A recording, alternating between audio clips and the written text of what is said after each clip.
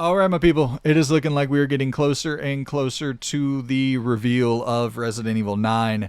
Today, we just got the Metacritic page. The official Resident Evil 9 Metacritic page launched today, Sunday, October 13th. And I know some people are going to be like, that's not the biggest deal in the world to have the Metacritic page launched. But I would agree in most cases. You'll look at something like a Half-Life 3 or a Witcher 4 or whatever the case may be, of games that are either years and years and years out, or games that, like Half-Life 3, might not ever see the light of day, might not ever release. And but here's the thing. Capcom, they move a little bit different, and especially in regards to the Resident Evil franchise. A franchise that is damn near annualized at this point. And to get approved to have your official Metacritic page, rather it be Valve for Half-Life 3 or CD Projekt Red for The Witcher 4 or Capcom for Resident Evil 9, the publisher, or if it's an independent developer, they have to submit that page to get it launched. So it's not like this is something you or I could create for Resident Evil 9 to have an official Metacritic page. And so that at least means this thing is real, this thing is coming, which we all knew. But I personally do not believe that Capcom would launch this page if they didn't have plans to get this game out fairly quickly.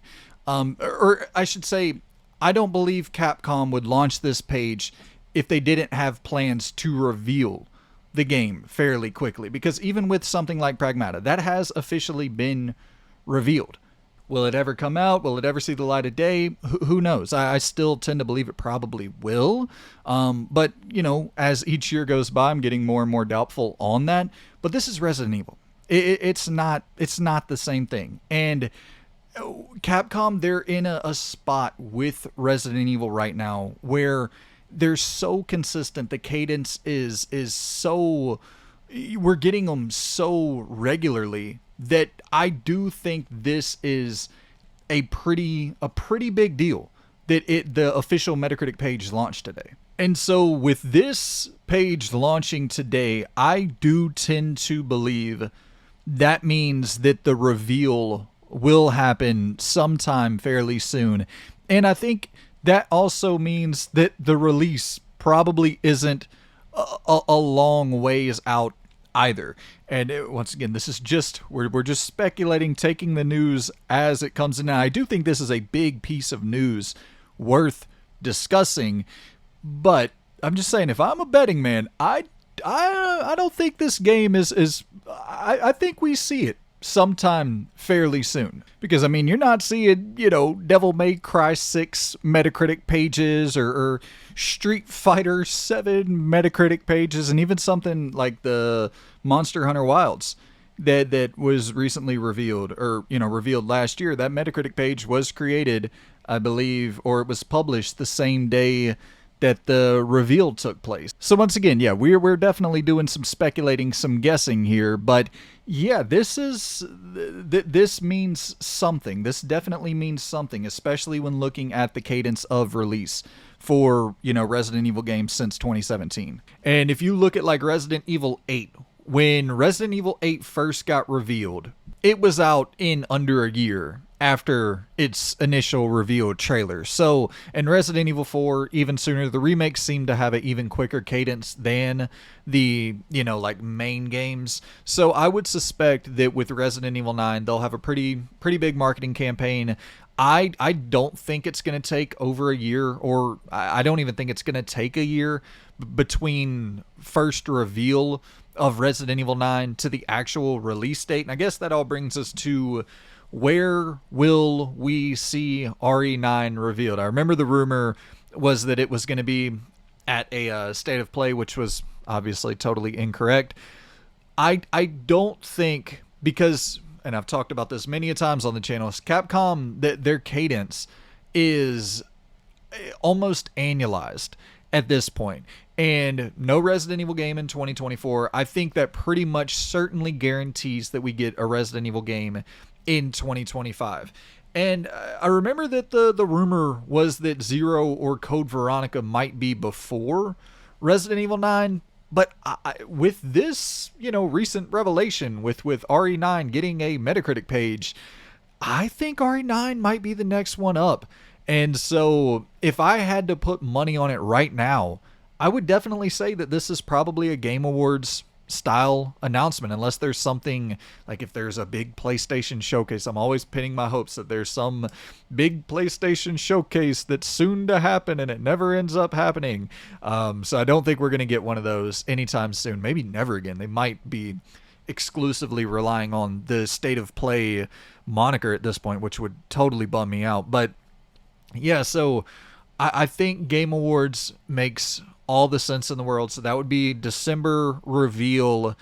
And if we're gonna stay in that same train of thought of Resident Evil 8 revealed in, I think, like June, and then released in May, revealed in June of 2020, released in May of 2021.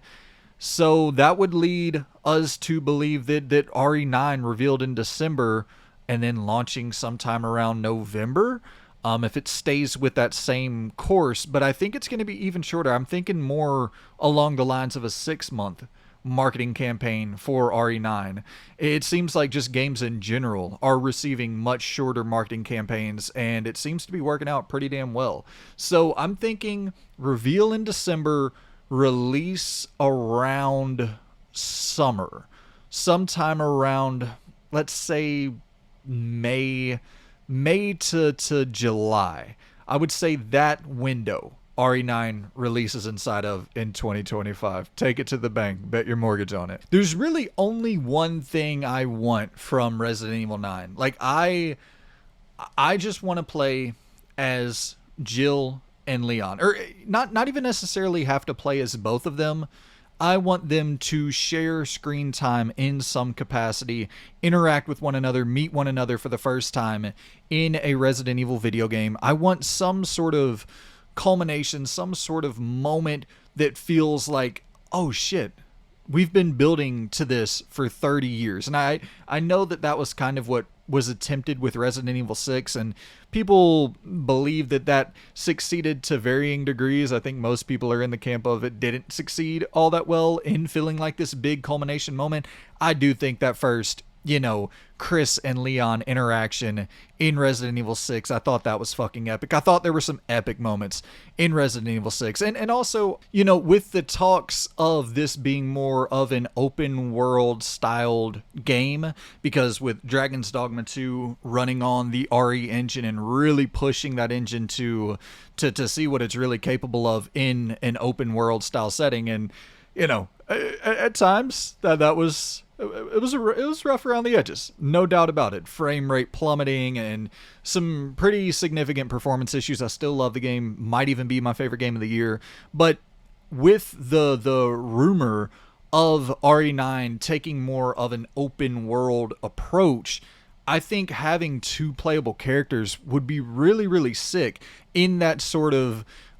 I know people don't love this, but in that sort of RE0 capacity where, okay, maybe Leon is off in trouble over here, and now Jill has to hop in a vehicle of some sorts, maybe like you got a boat that you're able to use similar to RE4 with the lake setting, and now you got to go over and help out Leon as he's being swarmed by these horde of zombies. And even thinking of Days Gone mechanics where the bike, and having to rely on that bike, but also having to keep in the back of your mind, oh shit, there's limited fuel out here in this open world setting, and I need to hoard as much of it as possible. I need to make sure that my bike is always fueled up. And I would love to see something like that in a Resident Evil game and really lean into that idea of being isolated in an open area full of dangerous creatures, and now I'm out of resources, and now I'm having to go and scrounge for resources. I think that's a fantastic...